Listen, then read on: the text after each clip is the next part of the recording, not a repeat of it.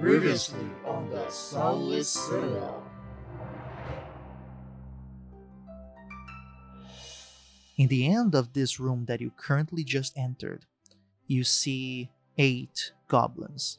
You enter into our territory, and we know that you're bringing that exiled Thorn. Put down your weapons, throw it ahead of you. There's no need to fight. There's no need to fight. We don't want to fight. Fire! And they shoot. We used to work together. We used to be comrades together. Even though my family was exiled, we discovered that there's more outside that has to offer than constantly living in fear. What are you waiting for? Attack them! You know what Durna will do to you. You know what Grell will do to you. Thorn kind of panics internally a little bit, not really knowing what to do. And so he kind of starts to go back in his mind, searching for the comfort that he's so used to. Thorn so deeply wants to remain in this clarity, and I think that's enough for him to just allow his patron to take over. You upsetted my Thorn. Now it's my time to play.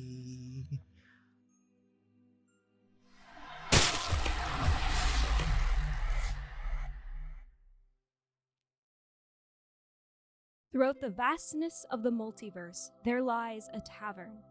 As you approach its doors, you catch bubbles of laughter that rise and burst into cheers as colorful groups of travelers find comfort in their bonds. As you head inside, the smile of the tavern keeper greets you. They're an otherworldly being with a bluish, corporeal form. They wear attire befitting of an innkeeper, and they have a large, cloudy nebula for hair speckled with stars, which gently sways with their movement. Welcome to the Storyteller's Tavern, where stories are served like ale and a seat is open for you at every table. Tonight's special is the Sunless Citadel, an epic adventure of high fantasy with notes of friendship, danger, and most importantly, hope. Will our adventure survive to descent into the dungeon? Or is there a darkened calamity taking roots far from the sun's reach?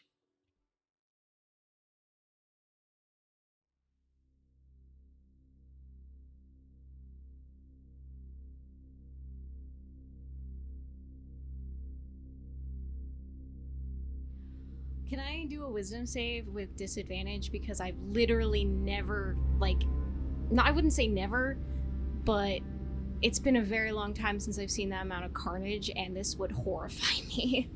Yeah, roll a wisdom saving throw. I would say I've never seen anything like that before. Should I also roll something? Roll a wisdom save. I rolled a 4 for my wisdom save. I also got a 4. Upon seeing what just happened, Seeker can barely even process it because they've never seen anything quite so horrific in their lives as a bunch of goblin heads exploding. So they're going to just get on the ground and kind of wrap themselves in Faith's cloak and just start shaking. And they don't even have the ability to even think of praying because they don't know how to explain what they've seen in the context of prayer. So they're just huddled in Faith's cloak, just shaking. Meanwhile, Methuselah doesn't actually focus on Thorn at all during that moment. As soon as they see the heads exploding and the blood kind of just splatter on the wall and, brains and all of that, it jostles something in them, something from a day that they've forgotten. And it sort of horrifies them and shakes them to their core in a way that they have not been shaken since they were alive. And slowly, in their mind, the shadows in the room sort of darken. And there's a presence with them that they haven't felt since a time when there was nothing but shadows. And this voice awakens survival. And so Methuselah turns and runs out of the room, like back, just goes. Methuselah runs. Seeker grovels in fear.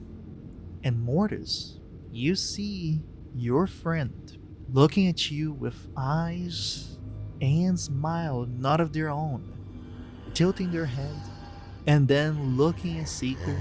Oh my, that looks comfy. I wonder if I wanted to. Then looks at you. Mortis sort of just stands like stoically, and upon hearing this, he like steps between Thorn and Seeker, and he doesn't have like his greatsword is still on the ground, but he places a hand on his belt where his flail is, because he hadn't had the chance to toss that away, and he just takes a couple steps towards Thorn. Thorn, what has happened to you? Are you okay? Are you yourself? Oh, do not worry. Thorn is happy now. Thorn was hurt, was sad, like when I first found them before. But now they're safe. It is I who protect Thorn. You may address me as Sadelyn. Whatever you are, release Thorn immediately. Aw, you don't want to speak with me? We could play. I could protect you too. Mortis is just gonna sort of ignore that, and he's gonna grip his holy symbol, reach out towards Thorn, and I'm gonna cast command. Sure. Mortis is gonna reach out. His hand is sort of enveloped in a violet hue, and he's just going to be like, sleep. The body goes down and starts to breathe slowly. The eyes is wide open, looks at you. It's not time to nap. But fine. I'll sleep. I'll sleep with Thorn. Thorn will be back in a moment's notice. And then as the body is on the ground, it stretches. It stretches like a cat. It behaves just like as if a cat was going to start napping. It even positions that kind of one hand on top of the other, then uses it as a pillow, and then it's just sound snoring. Mortis is gonna take a deep breath. And he's gonna... the first thing he's gonna do is he's going to pick up his weapon and reattach it to the side of his shell. He never takes an eye off of Thorn, but he's gonna move towards Seeker and gently put a hand on their shoulder. It's okay. It is over. All is past. Everything will be okay. You're still frightened of Thorn, but you can still react to Mortis, as these comforting words helps.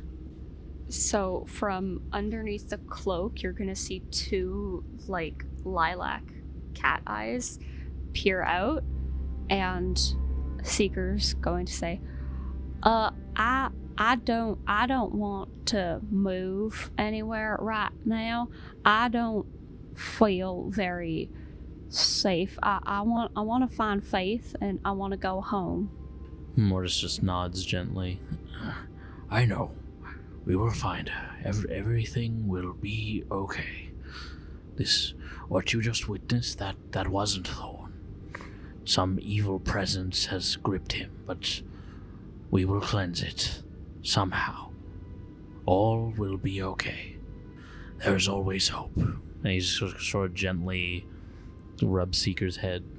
Seeker's gonna relax a little bit, but still kind of stay where they are. Mortis? Where did Methuselah go? Everything happened so fast, but I believe they might have run out. Are you going to be okay if I go check on them, or do you want to come with me, perhaps? I'll come with you.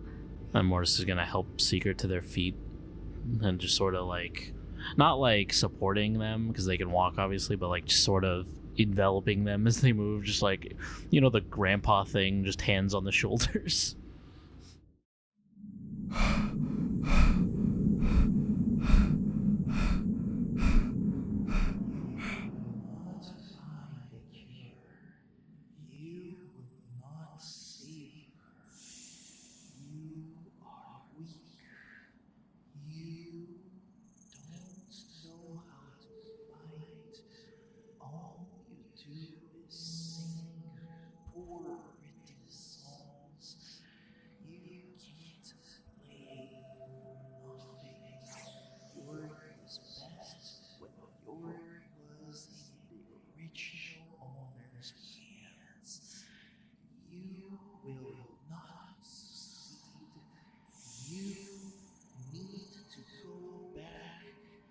Just be with those alleged members of the Lutzer's band. You need to go back and sit with them. You need to play a game for them. You can do nothing else than run. And with that, Methuselah, you're no longer in that room. Where were you as the voices behind your head finally stops?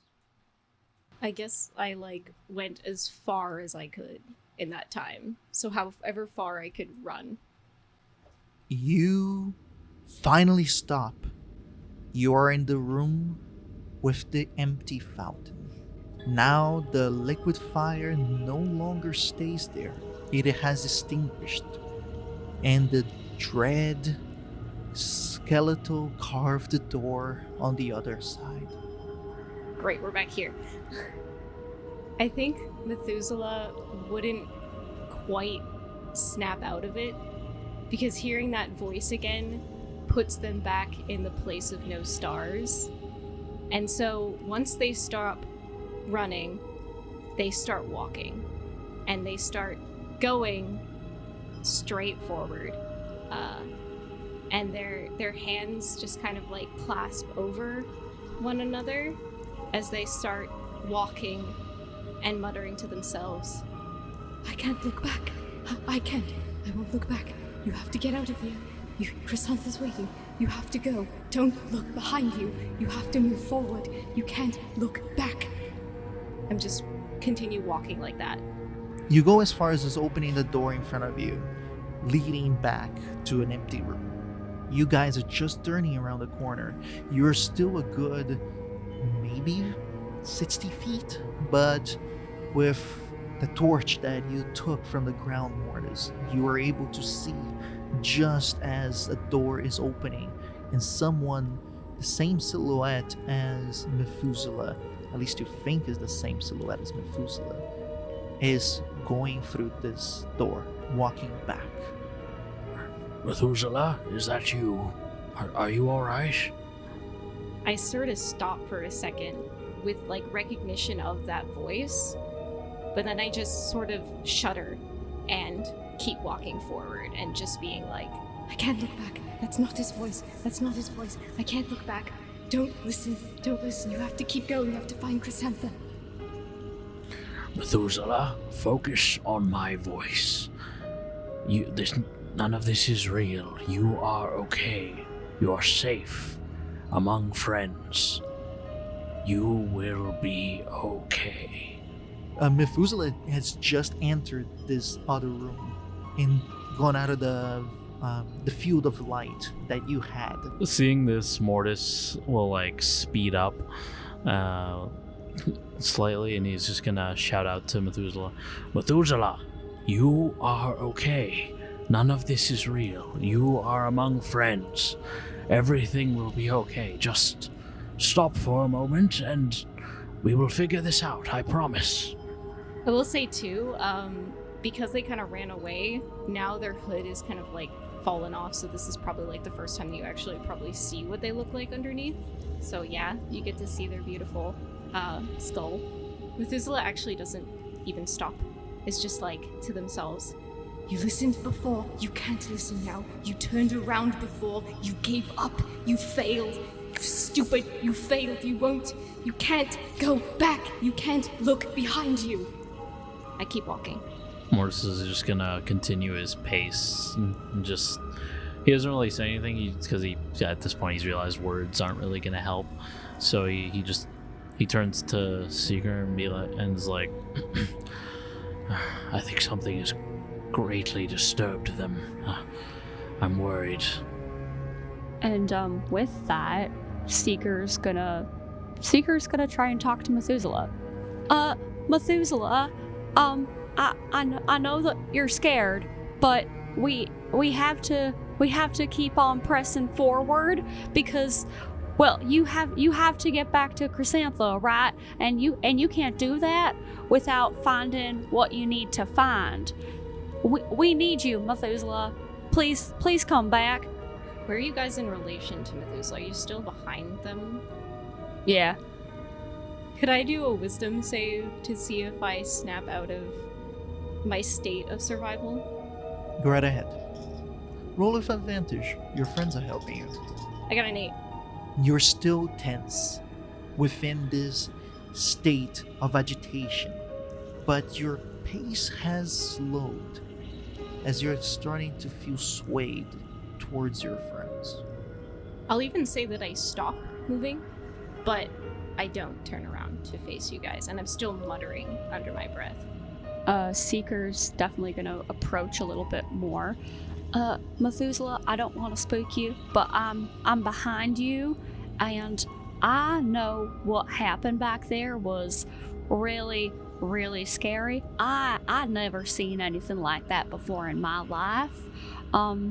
But you know, I know that you're really, really strong and you've been through a lot, so you know, I'm here for you and I believe in you. Methuselah stands, doesn't move at all, but like their head kind of drops just a little bit and is like, I can't look back. I can't turn around. I can't give up again.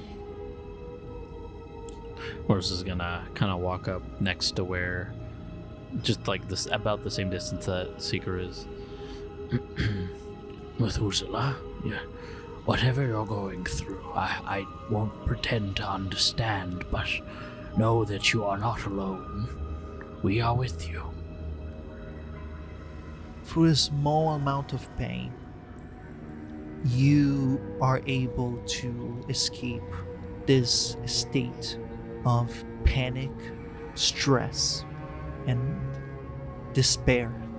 You may want to face your friends, but right now there are tears rolling down your eyes as due to the stress and the weight that is somewhat still on your shoulders. This is gonna do like a sigh out of like comfort, basically, and is going to sort of, not like twisting their body to face their friends, but sort of reach a hand like kind of back and be like, I can't do this alone. I need help. You're not alone, Methuselah, and Seeker's gonna take, like, kind of not quite the hand, because they're not gonna like look down, but like more the like lower area of the arm, and just like kind of rub it. You're never gonna be alone. Not as long as we're here, right? And like you said, you can't give up. You gotta do this, right? So you're not gonna be alone. We're here for you. Methuselah actually takes Seeker's hand and then turns around and is definitely crying and is like, "Thank you, my friends. I'm sorry for that." There is no need for apology. After all, after that horrific thing we all witnessed, I don't blame anyone for feeling some sort of psychological scar. Are all of you alright? I'm a little bit shaken, but I think I'm gonna be okay. Mostly, I want to just keep going. I want to find Faith. I want to find what you guys need to help you on your quests, and then we can get out of here and we can, finish this off, and maybe not come into such a dark place again if we decide that we want to do some more quests together. I do agree with pressing on, but to be honest, I'm worried about Thorn. We need to regroup and take some time to adjust. I'm not sure about the rest of you, but I'm on the verge of collapse, both from pain and mental exhaustion. But we must watch over Thorn, because whatever this thing is that grips him, it does not mean well. It has corrupted him. Yes, I sort of talked, perhaps with this sort of entity before. Thorn and I were playing a game and sort of brought up a friend. But I sort of had a bad feeling in that conversation, and I did want to bring it up to you. Unfortunately, it seems that this sort of being has they've made themselves known a little bit earlier. So, we do need to help Thorn. I know that Thorn means well. Thorn is incredibly kind. So, I'd like to help Thorn as much as we can. Here is my thought. I don't want either of you to have to face that room again, at least not now. Let me go retrieve Thorn and anything you may have left behind. The two of you should see about finding Meepo. I'm worried he might have run off as well. Yes, I suppose we'll do that. Yeah, I know that I dropped my rapier, and I think I saw Methuselah drop their rapier and their dagger, so please don't forget that. And also, like, I'm worried about Thorn too, because they're not mean. They're a very nice goblin. Nicest goblin I've ever met. Yes. Whatever this thing is, it isn't Thorn. It can't be. We will save him. We must. I wonder if there's any way if you could maybe commune with your god in any way to see maybe what we can do. It is certainly worth a try, but first I must recover Thorn, and we should set up a place to rest for a bit. And even if you don't completely know how to help them, when we find Faith, she might have some ideas as well, because she knows a little bit more about divine things than I do. Like, we were in the same classes, but she definitely paid more attention than me. That would be much appreciated.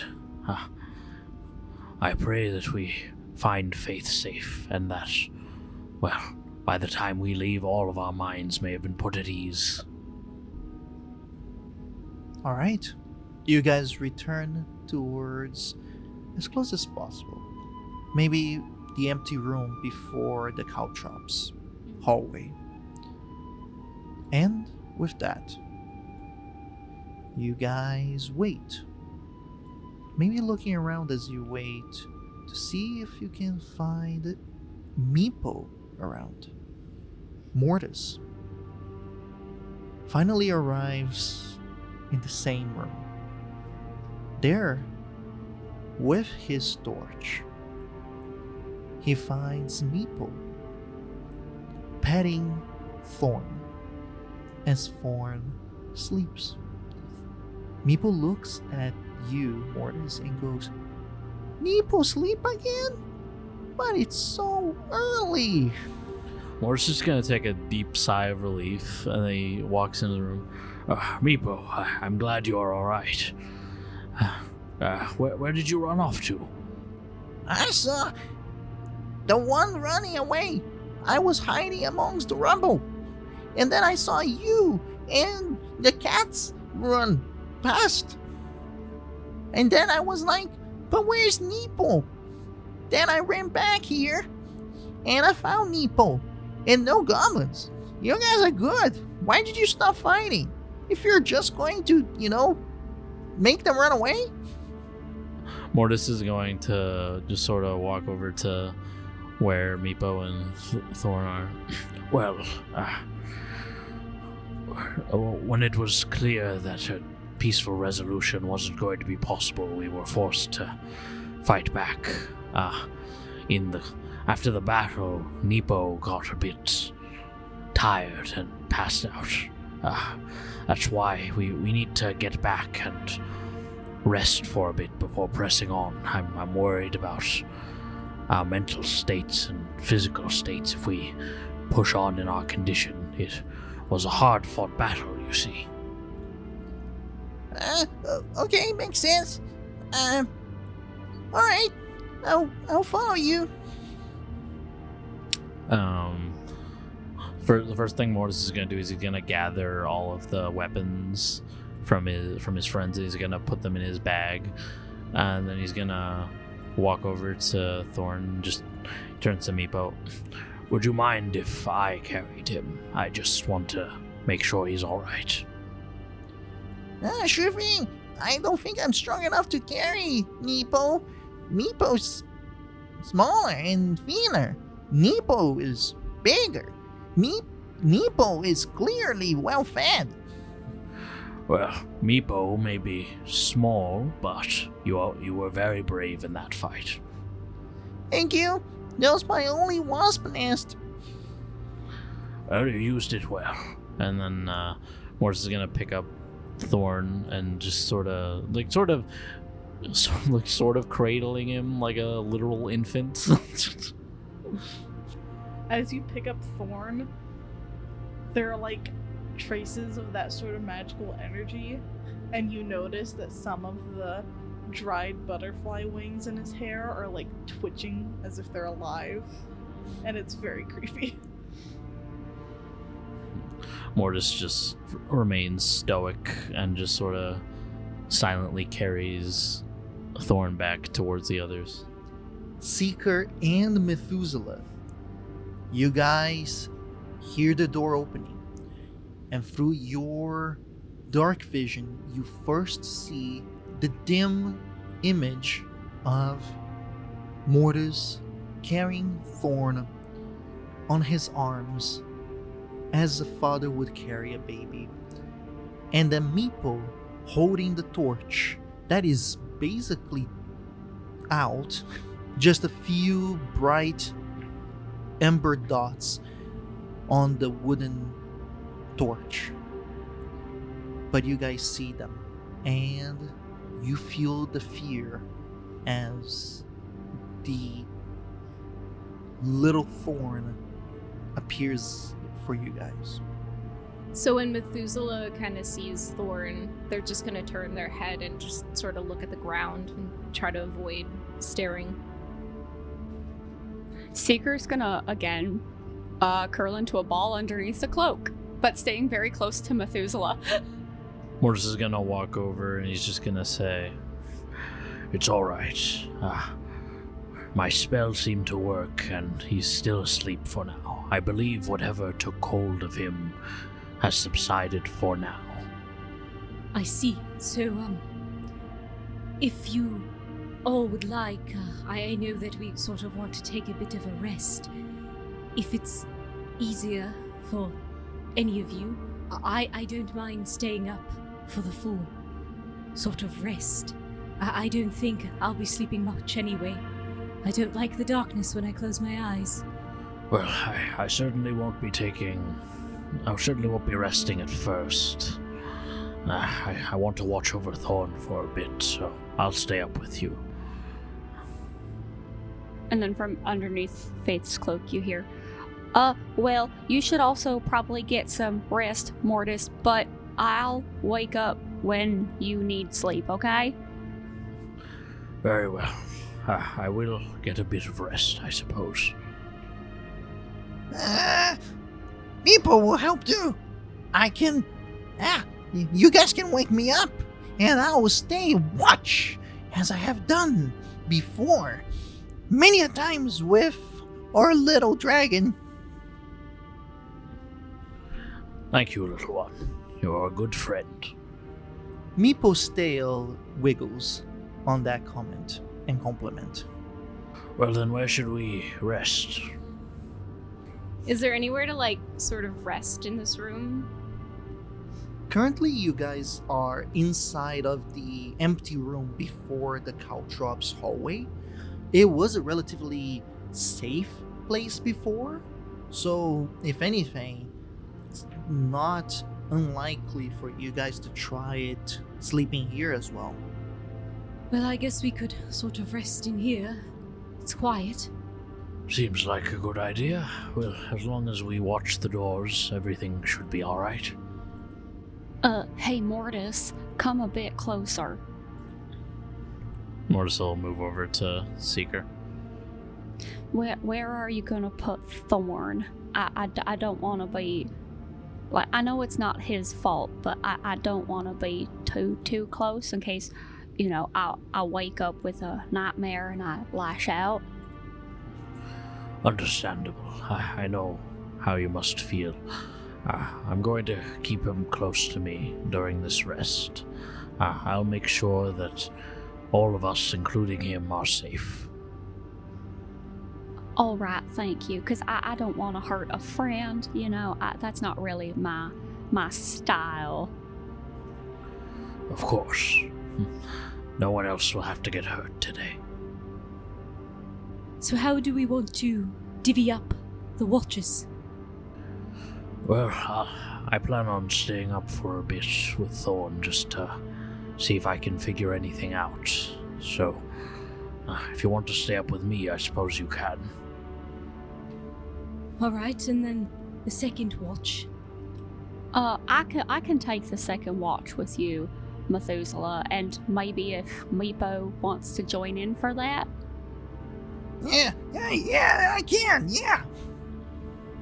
Alright, so we'll probably divvy it up with the 2 watches, because then, you know, Mortis is a little bit, more physically stronger than I am in case something happens, and then we would have 3 with us, Methuselah. Well then, shall we proceed then? Yes, I suppose we should. Enjoy your rest to those who are sleeping. Yeah, sure, I will. And he literally just bluffs on the ground and starts to sleep as if he had just, like, fallen, you know, like, he just lets himself drop. As he lands, he sleeps. Seeker's gonna go into their bag and pull out Faith's blanket as well and kind of pull it over them. And underneath, like, as they're falling asleep, they're gonna play with their cat toys. Yeah, in prayer. You guys hear the jiggles of the cat toys underneath the blankets. By the way, I have a question for the DM. Go right ahead. How's Thorn experience right now? What is he dreaming about? Thorn is once again in a very colorful place. A garden of sorts, full of oversized plants, and some other plants that are almost as if it was miniatures, like grass made of trees that easily opens up just enough so that Thorn can step on the soil without harming the trees. It constantly moves, and all the colors are so vibrant, so beautiful. They're singing as the birds literally composes different sorts of melodies. You swear that one of the birds, a bigger one, with a circular beak, and a circular beak, I mean a beak that is able to make almost a full circle, just keeps on humming sounds that makes you think of lute, almost. And they are on a whole symphony as you are listening and frolicking around. Frolicking in this beautiful, magical garden. Sweet. I'm having the time of my life. Whoever's doing the first watch, please roll for your perception checks. Can I do? I hate saying this, but I'm always like, can I do with disadvantage? Because my character is not really in a headspace of I am paying attention. I am not paying attention at all. I'll allow it. I got a dirty 20. But I got a 16 because that's disadvantage. It is quiet in here. And I'm assuming that one of you guys light up another torch, because the last one went out as you guys entered this room. Can I say I lit some candles? Sure. You light up some candles. How many candles? We'll do 3. You light up 3 candles in the area around you. So there isn't enough light for Mortis to be able to see around. Seems quiet. The sound of debris falling, like small little pebbles falling, a little bit of movement maybe in the faraway, very likely vermin. As you guys know, this place is crawling with rats. But everything else seems very, very quiet. While we were setting up for the watch, Mortis took Thorn's sleeping bag out of his bag and laid it out and put him in it and tucked him in. So now he's just sort of sitting near him, never taking his eyes off, just staring. DM, you can shoot this down if you have different plans in mind.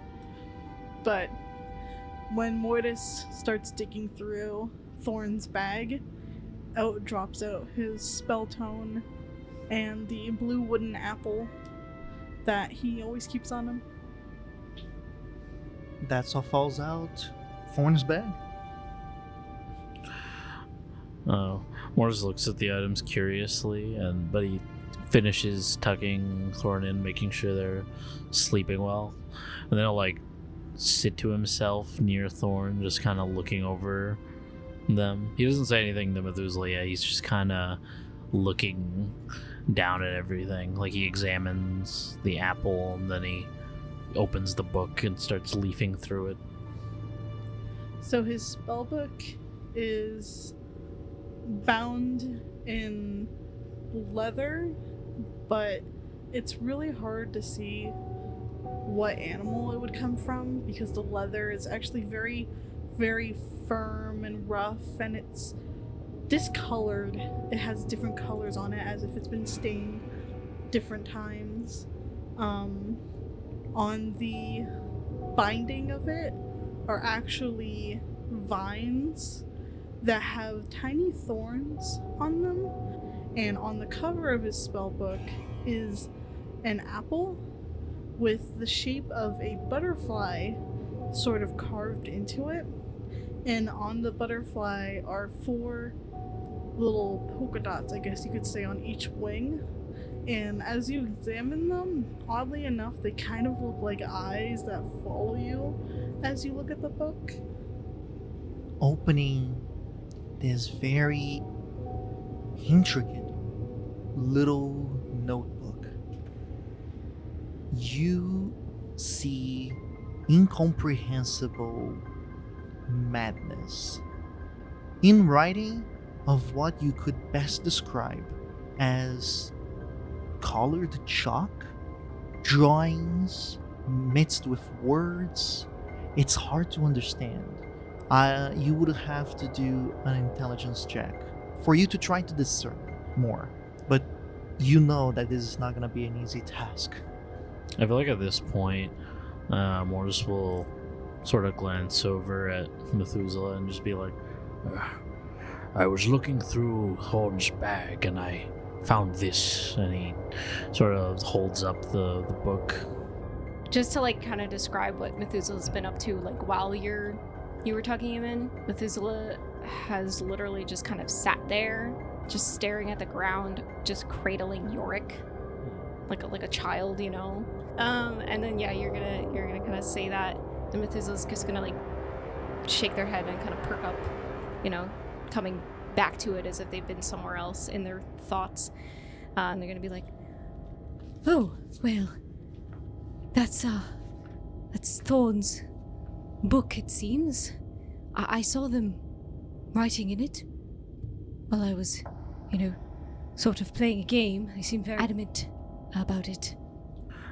Well, I can't quite make heads or tails of it so far, but I sense something off about it. Something sinister. May I take a look as well? Yes, of course. And he's gonna hand over the book to Methuselah. can we do that intelligence? Yes, you can. How's your intelligence, Mortis? Or do you want to help me do it? I'm 11, so I have a +0. I'm a 12, I have a +1. Do you want to help me? Yeah, I'll help you. Is it just straight intelligence? Indeed, yes. Oh, natural 20, baby! Thank you, Mortis. It's really, really difficult for you to make heads or tails. Just like Mortis said. Although all the effort and joint effort that you guys were able to muster for this task, it's almost as if it was a story in pictures with some really weird writings here and there. Almost as if meant to help remember and understand.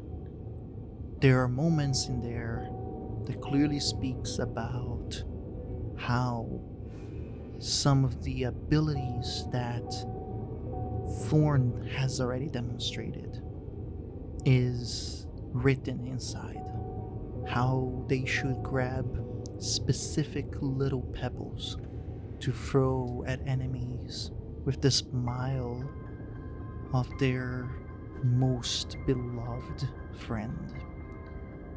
Or how there should be the smell of beautiful flowers whenever someone needs to be reminded to be nice with Thorn. And then there's moments where it kind of shows images of what you think has to do with Thorn himself. That an image of a little goblin holding the hand of two bigger goblins, a female and a male with what seems to be some sort of tool-like hammer and small little trinkets around, and the female holding cloth and sewing needle. Then there is the drawing of a wolf chasing after the female goblin. Then there is also a few other images that you guys can't really understand. And then another one that you guys piece together, that is the big goblin with a little hammer running away with the smaller one while arrows chase them across the pages. And then you guys stop where in the two other pages there is the little goblin crouched and crying in the middle of a swirl of dark colors. But then the very next page is almost the opposite reflection of the first, where the swirl is colorful the little goblin is standing and happy.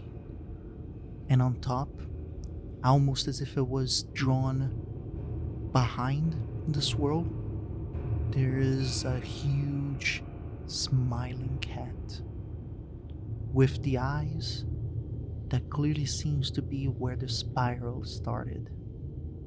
And then you guys feel the need to close this notebook. And this notebook is closed. Before you guys even have the instinct to close it, you guys automatically do it. Well, I think that perhaps this cat-looking being must be Marquis. Marquis? That wasn't what the creature called itself when it was speaking through Thorn. Where did you hear that name? Oh, well, I assume that name is a title. The full name that I heard was Marquis Sadelyn. Sadelyn. That was the name I was given. Well, whatever it is, it seems to have some sort of mystical connection to Thorn through this book. Yes, I suppose so. I don't really know for certain about this, but I sort of have a feeling that this Marquis might be perhaps Fae, because, Thorn, it seems, met the Marquis in the Feywild, so it's very likely that this creature is a Fae. Well, most sinister Fae I've ever heard of. Most times they're fairly benevolent, as far as my research goes. Well, I suppose there's many things about this world I don't quite understand. Yes, and I was talking to Thorn a bit more.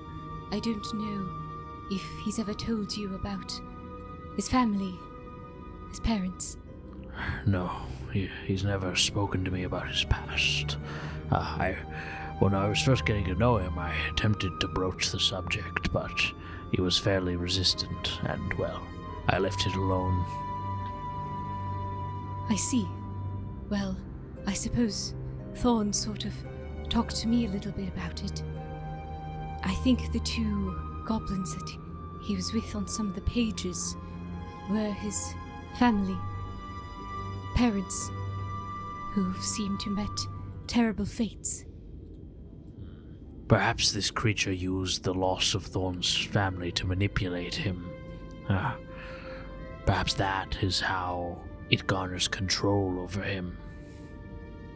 Yes, I think so, too.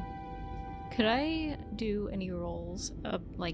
Maybe, I don't know what this would be. I'll just say it.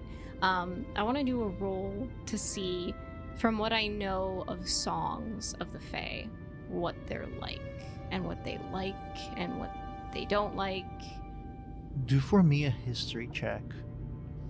With advantage due to your background. 16.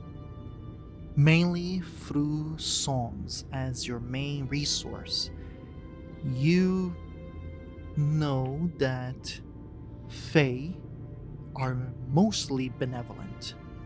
The great majority of them are joyful, are excitable, eager, and very, very wild of sorts.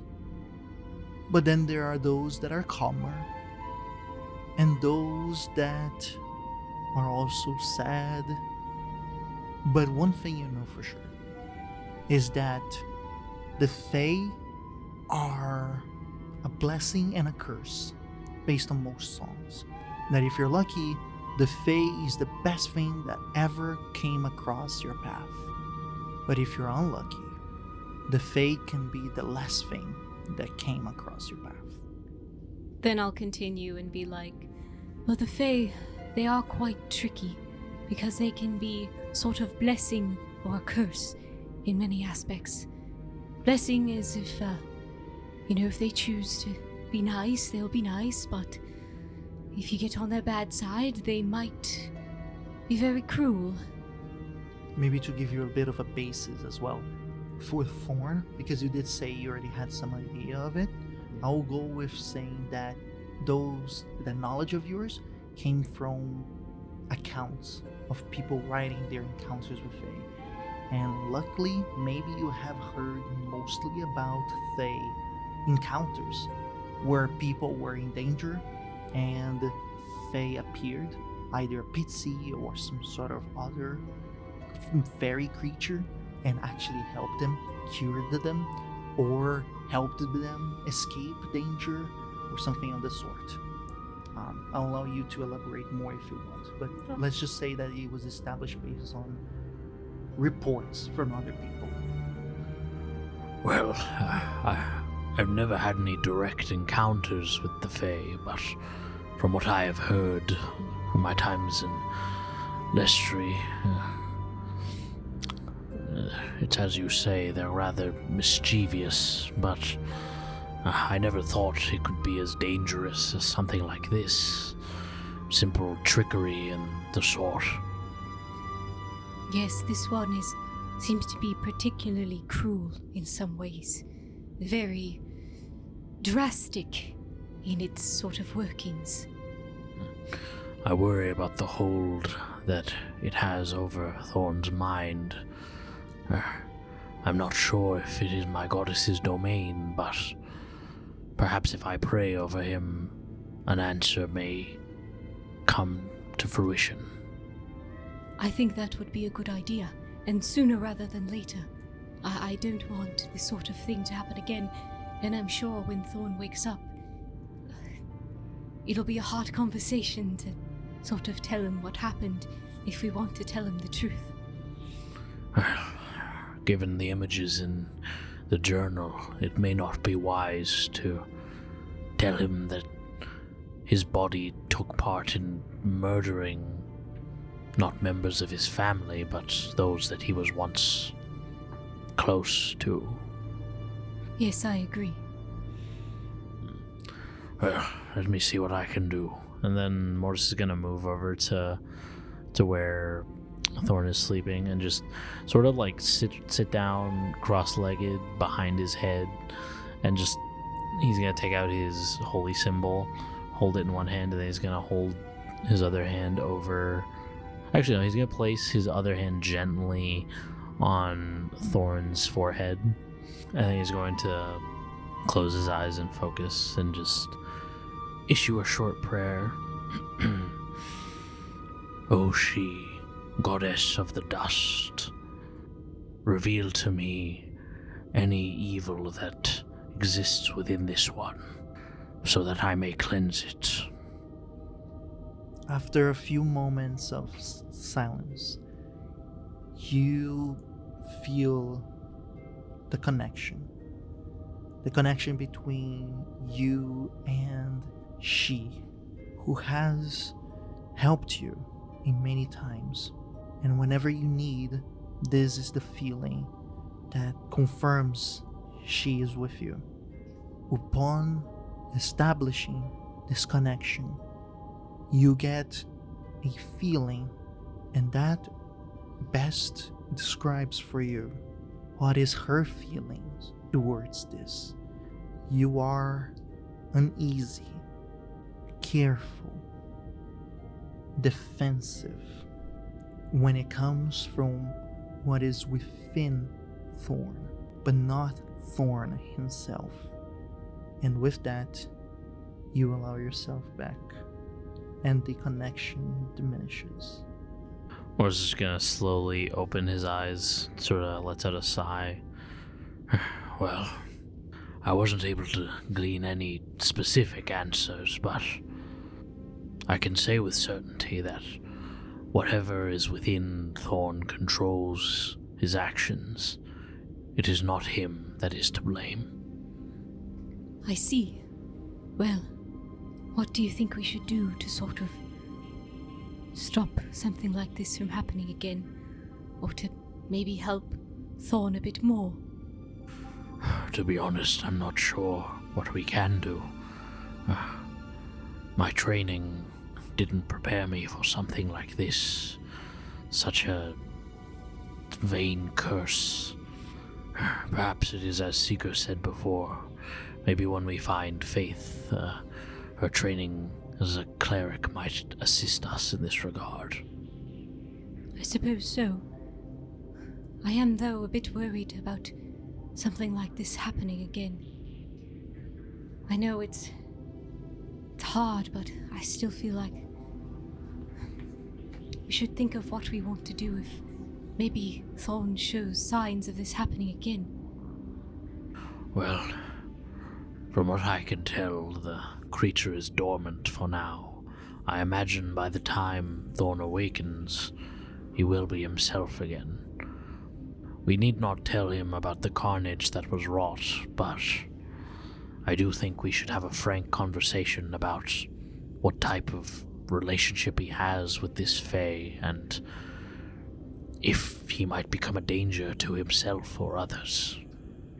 Yes, I agree. I think that would be a good idea to have a sort of conversation, sort of out of worry more than anything else.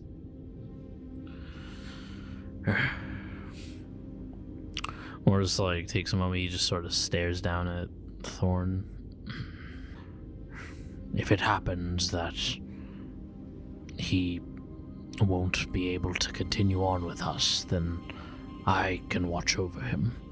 I know it isn't ideal, but if he continues to lash out in this way, I'm not sure it would be safe for you or Seeker going forward.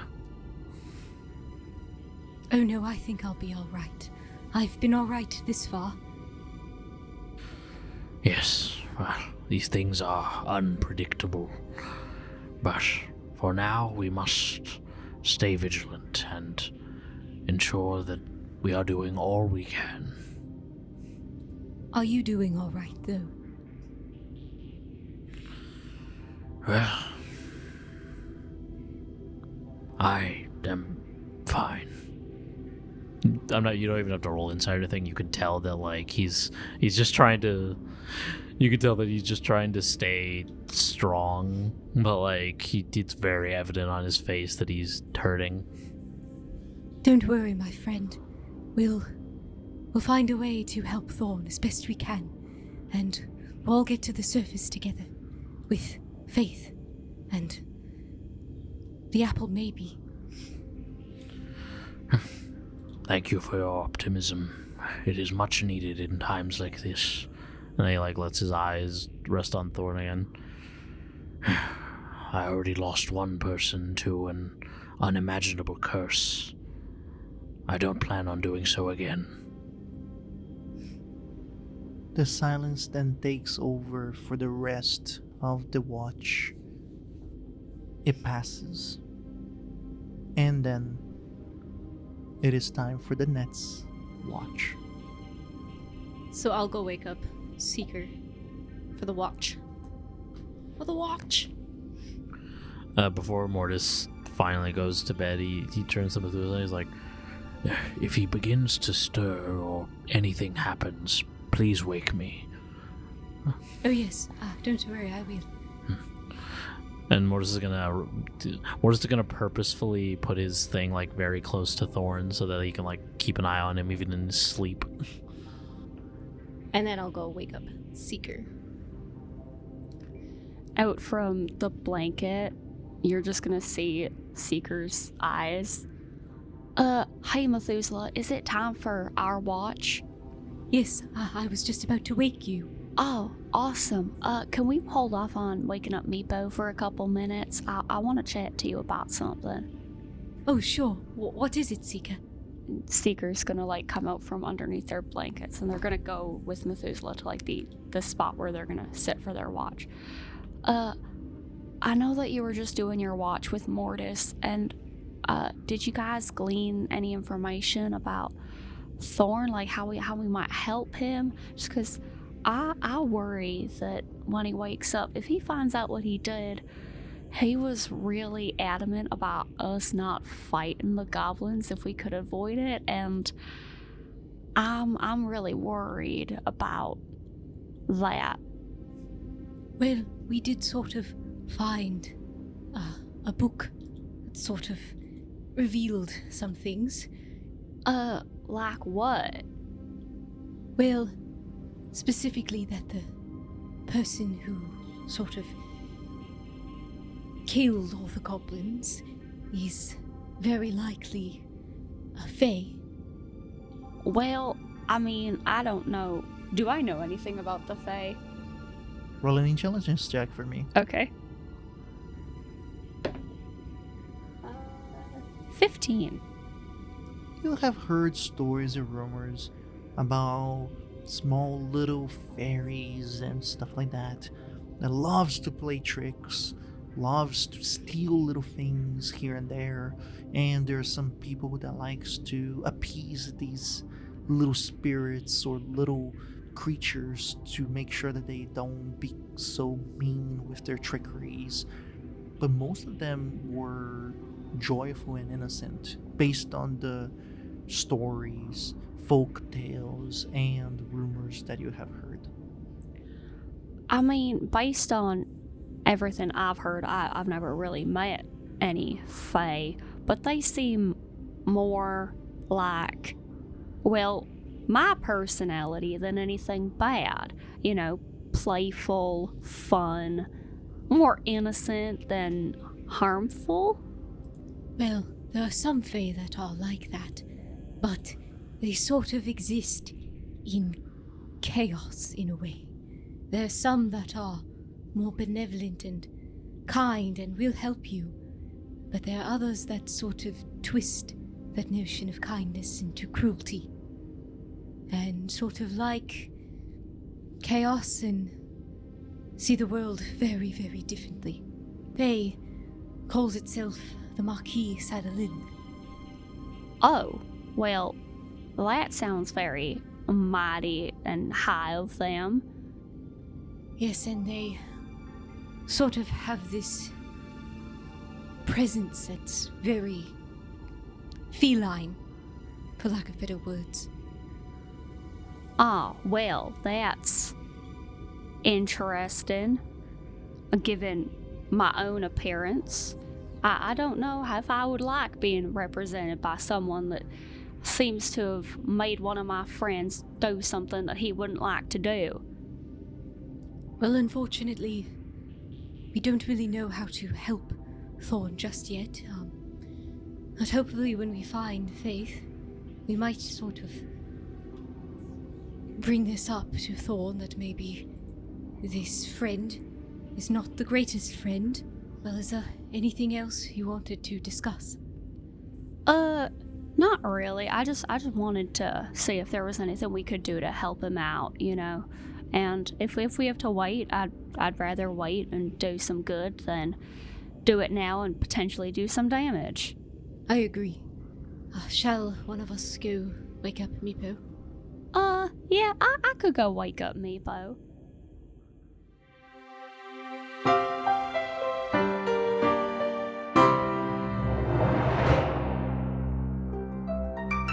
Well, hey there, friends! You've reached the end of this episode of the Sunless Citadel.